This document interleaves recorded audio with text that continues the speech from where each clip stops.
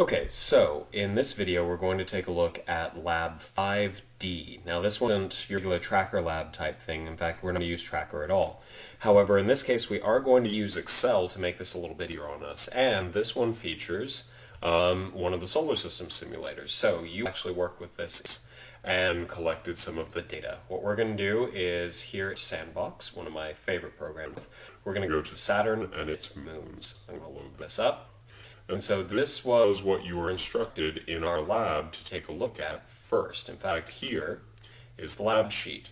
So we went through, we were actually working with this, and I had you record the following information. So open up Saturn and its moons, and then we can pause the simulation by hitting spacebar. So bring that up, hit spacebar, and we can see that it is paused. You can find the period, pay attention to units, and the semi-major axis, effectively the radius. Now, we'll talk a little bit about that in a moment when we actually do a derivation. But we're going to click on the object so we can bring up their information. We're going to fill in the following table with the information in the simulator. The period and the semi-major axis for 6 of Saturn's moons. We've got Pan, Prometheus, Epimetheus, Enceladus, Rhea, and Titan. So let's go through and let's find these. Let's see, I'm going to zoom in just a little bit. Hey, there is Pan. So I'm going to left click on Pan and I'm going to get some information. So over here we've got some great info. We've got SMA, which is our semi-major axis, and it is 134,000 kilometers. Okay, well, you all probably have it written in on here, but I'm going to go straight to making a spreadsheet. So I've already put things in. I've got the moons. I've named Pan, and that's strange, and Prometheus. Apparently, I did not type that correctly. So I'm going to left click here in row 3. I'm going to right click and I'm going to put insert. That pushes everything down and actually gives me a new one here that I can do Prometheus in that. Okay, do I have the right order on that? Yes, Pan, Prometheus, Epimetheus, Enceladus, Rhea, and Titan. So you'll notice that Prometheus is a little bit bigger, and Epimetheus for that matter, for the default cell width. So I can come up here, and then where I see the double arrows, I can left click and I can drag them. Or if you double click on that, it will automatically move it over so that the biggest thing has room. So I'm going to go ahead and do that. Great. Pan. So let's find the period. I know I found the semi-major axis, which is here. The period, the orbital period, is 13.9 hours. So I'm going to start with that. I'm going to do 13.9. And I'm going to keep track of, for me, that my units are going to be in hours. Great. So on your actual paper, you may have actually listed them in different numbers and kept track of the units. That's perfectly fine. I'm going to show you how to put them in here in Excel, and I'm just going to copy them down that way. Now I've got the period of Pan. Let's find its semi-major axis. So semi-major axis, I have 134,000 kilometers. That is, I'm going to do a quick conversion here. That would be 1.34 times 10 to the 8. So this is going to be equals 1.34 times 10 raised to the 8th. And I'm going to put this in meters. Now, in fact, now that I think about it, I actually want my period in seconds. So here's what I'm going to do.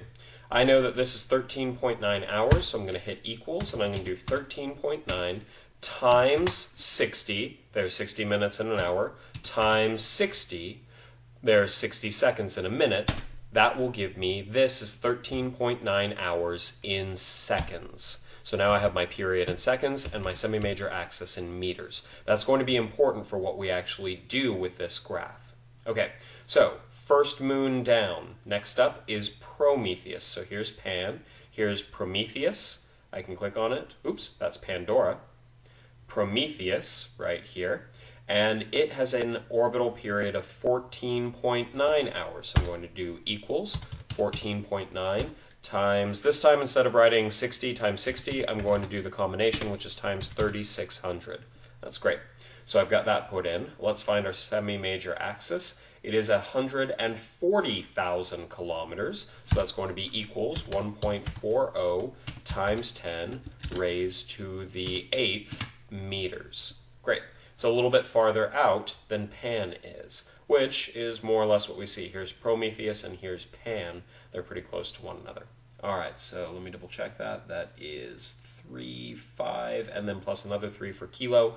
Looks good. Next one that we're going to take a look at is Epimetheus. Hey, look, it's right there. Epimetheus has an orbital period of 16.8 hours. So this will be equals 16.8 times 3600. That's it in seconds. And let's go ahead and get our semi-major axis, which is 152,000 kilometers. So this will be equal to 1.52 times 10 raised to the 8th meters. Now let's go out to Enceladus. Let's see, Enceladus, here it is. And if need be, you can also type into the search function up here. But I've actually ordered them where they're going out from Saturn. So here's Enceladus, and we can double check that we've clicked the right one. Here's Enceladus, 1.37 days. Now, this one got to be enough hours that the computer automatically converted it over to days. That's okay. So I'm going to do equals 1.37 days. Then I'm going to multiply that by 24 for how many hours that would be, because there are 24 hours in one day. And I'm going to multiply that by the number of seconds in an hour. So this gets me the number of seconds that the period actually is for Enceladus. Now this one has an orbital radius, more accurately a semi-major axis, but for our purposes it's effectively an orbital radius of 238,000 kilometers. So that's going to be 2.38 times 10 raised to the 8th meters. Great, we're almost done. Oops, I clicked on the wrong thing. Let's see if that actually, go away, I don't like you. All right, so we need, I believe, is Rhea. Oh, there it is. There's Rhea. This one's noticeably farther out. This one has an orbital period of 4.52 days. So I'm going to do equals 4.52 times 24 hours in a day, times 3,600 seconds in an hour. Great, there's our orbital period. This one has a distance of 527,000 kilometers, so that's going to be equals 5.27 times 10 raised to the 8th meters. Great. Very close to being done. Now we're going to find one of Saturn's most famous moons, Titan. Now this one's really neat to know about, so you might look it up if you're interested. It's also one of the biggest moons in our solar system. The orbital period for this one is just shy of 16 days. It's 15.9. So I'm going to do equals 15.9. That's days, so times 24 hours to get me hours, and times 3,600 to get me seconds. Great. And then finally, we're going to take a look at the semi-major axis. You'll notice that this one changed again. It's 1.22 m kilometers. That means 1.22 million kilometers whenever you see the capital M. So that means that it's 1.22 times 10 raised to the 9th meters. Now it's a million kilometers, so that's 10 to the 6th for 1 million, but I don't want it in kilometers, I want it in meters, so that's another factor of 1,000, and that brings it up from 1 million kilometers up to 1 billion meters. Great. Now we've got all of the data, and it's perfectly fine if in your lab sheet you actually wrote it down in hours and days and hundreds of thousands of kilometers. In this case, we're getting Excel to do the numbers for us so we don't have to do a lot of the tedious math. Now, what our goal is to find the mass of Saturn. And this is actually to let you all know how we find the masses of things out in space, including stars and planets, sometimes even moons, all sorts of things. So, we're going to take a look at assuming a circular orbit, even though technically these moons actually orbit in an ellipse. It turns out for our purposes we're going to get very close, and we're going to stumble across something that we've talked about in class. So, I've got something set up for this. Let's take a look. Here we go. We're going to start off with the statement that if the things are moving pretty much in a circle, we're going to assume a circular orbit, that there must be a centripetal force, and the force that is supplying the centripetal force is gravity, the force of gravity. So, That sets up quickly that our centripetal force becomes m, the mass of the moon, times v squared over r, where v is the average orbital speed, divided by r, which is the distance, the radius of the circle, I should say. Over here, we're going to set that equal to the force of gravity. That's the universal gravitational constant times the mass of Saturn times the mass of the moon divided by the orbital radius squared. In our case, we're going to say that the semi-major axis is pretty close. Next, we're going to find the average orbital speed by taking the orbital distance divided by the time. Well, since it's circular, the total distance for one orbit will be equal to the circumference, and that'll be 2 pi times the radius of our orbit. In our case, we're going to use the semi-major axis, and we're going to see how it works out.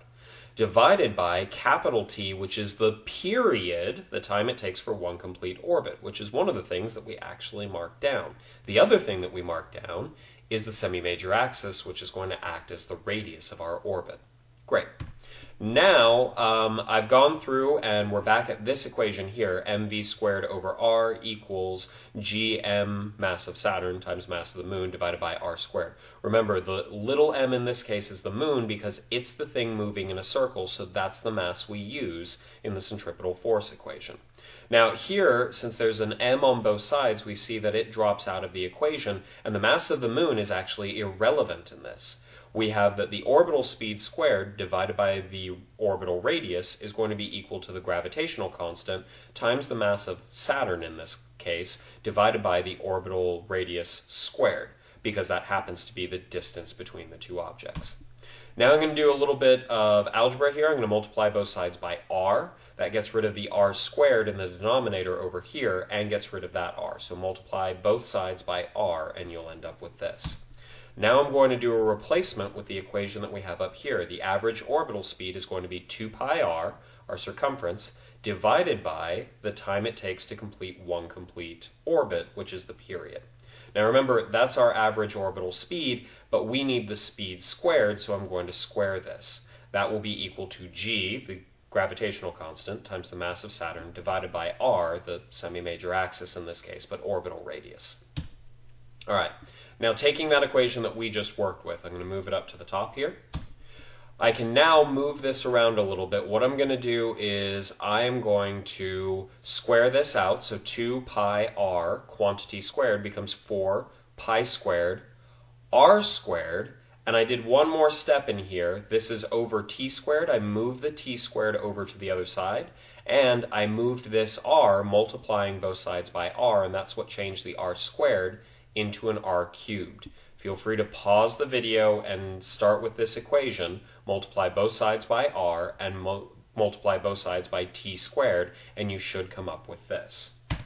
Finishing this up, this is the equation that we've actually got. 4 pi squared times r cubed, where r is the orbital radius. In our case, the semi-major axis should hold pretty well for that. And that's going to be equal to, I've reversed these two, the mass of Saturn times the universal gravitational constant times the period squared.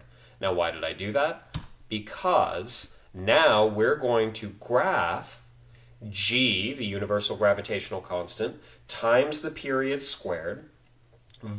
That's going to be our x, our horizontal. So we've got this here. And then our y is going to be 4 pi squared r cubed. If I graph this, this is my y, this is my x. This predicts that I should end up with a straight line, and the slope of that straight line should be the mass of Saturn.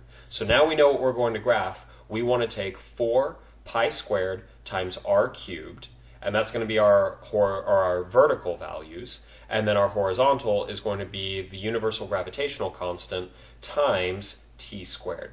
Now, one of the reasons why I said this might look a little familiar is if you move these things around a little bit, where we have t squared divided by r cubed, or as I mentioned, we're going to treat it as the semi-major axis cubed, you'll find that this is actually the derivation, at least for circular orbits, or assuming very close to circular orbits, of Kepler's third law of planetary motion. The period squared and the semi-major axis cubed will be equal to a constant. Now that constant is made up of the universal gravitational constant, the mass of the planet, and 4 pi squared.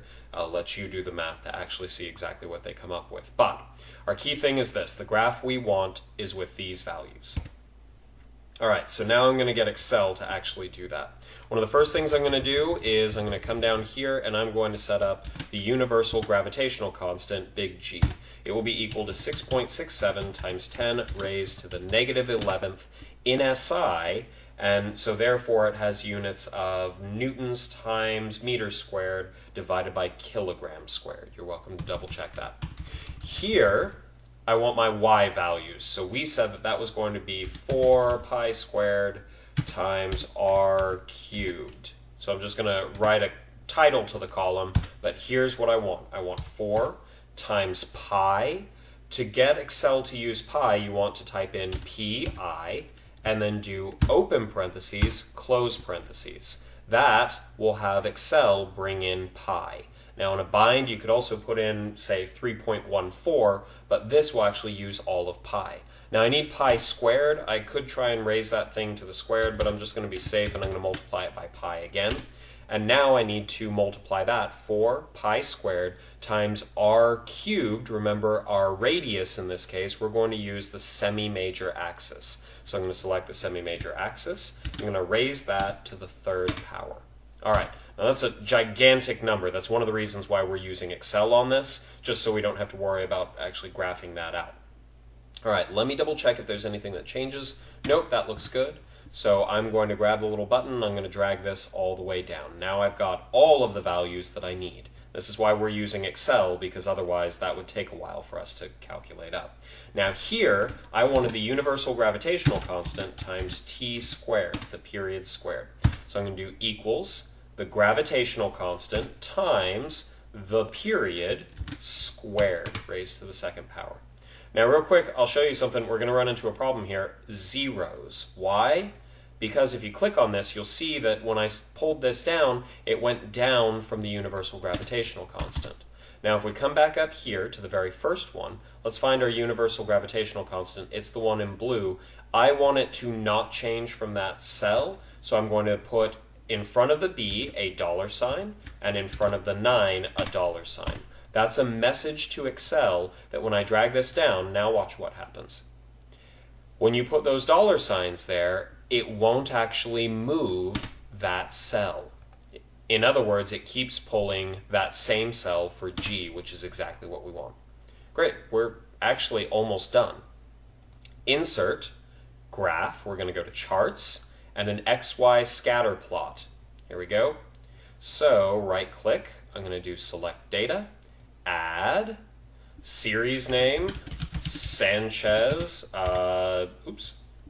hit tab when I should have hit space, and this is the actual graph is, what was it? It was 4 pi squared radius cubed versus g t squared. All right, our x values, we said that we wanted g times our period squared. So that's my x values. My y values are 4 pi squared times the semi-major axis cubed. Click OK. Click OK. Now this is going to look weird because we've got a bunch of data points that are right on top of each other over here. That's another reason why we're using Excel, because it's actually really hard to graph this by hand. But, just the same as we've done before, I'm going to add a trend line. Okay, I want a linear trend line, and we can see, look at that. I mean, it's hard to see those data points there at the very beginning, but this is a pretty linear graph. I'm going to do a display equation on chart, and there's one additional thing that I'm actually going to do on this trend line. So I'm going to click it, drag it up over here, but I do want to work with the actual numbers. Let's see, is it under label options? Yeah. So when I've got this selected, I can also right-click and go to Format Trend Line Label, and that takes me over here to Number. Category, we're not actually going to do number in this case because it's going to go crazy. I want you to go down to Scientific, and then we're going to have it to 2 decimal places. In fact, let's go a little crazy. Let's see what 3 decimal places looks like. All right. I'm going to scoot this over just a touch. Now your numbers are probably going to look very similar to mine because we're all getting our sources from the same place. According to this, because we have y equals mx plus b, but what we're actually looking for is the slope. We predicted that our slope should actually be, and we can see that this almost goes through 0, 0, should actually be the mass of Saturn. So we've got 5.695 times 10 to the 26th. It's about 5.70 times 10 to the 26th. And since we put SI units in seconds and meters, we should get SI units out. If this is a mass, it should be in kilograms. So that's what we ended up with for our measurement for the mass of Saturn. Let's double check if that is correct. Let's see, I will open up the internet.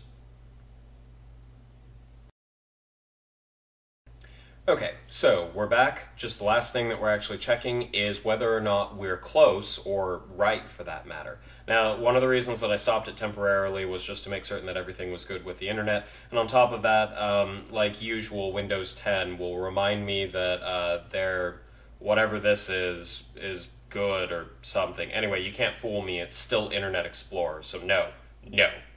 Anyway, so Saturn. Here we are at the Wikipedia article for Saturn. You're welcome to check other sources if you'd like, but usually this is pretty good, at least for the values we're looking for. So as I scroll down, we've got the mass. The mass of Saturn, according to this, is 5.68 times 10 to the 26th kilograms. What was it that we found? We found 5.69 times 10 to the 26th kilograms. We're pretty much right there on top of it. It's only the third significant figure that we're slightly off by. And there could be a couple things that actually factor into that, not the least of which being if you watch in the program, it's actively recalculating things like the orbital period and so forth. And so sometimes those will fluctuate up and down. On top of that, we only measured the orbital period to 3 significant figures. There may have been a little bit of rounding in there, and that might throw it off ever so slightly. In short, we said that the period of Pan was 13.9 hours. It might be 13.87 hours, and then to only 3 significant figures, we're missing a little bit of precision. If we wanted to get a really good measurement in this, what we would do is what we've already kind of done. I had you collect data on 6 moons. You might collect data on even more, and the more we collect, the more precise we can actually be. So, one of the things that is usually asked is, how do we know the mass of different objects? Well, this is how you actually find it, at least mass of objects out in space. In the end, finishing this up. So, this actually looks pretty good. If you've got it in this format, I think that'd be perfectly fine. Just turn in this graph, and we should be in good shape.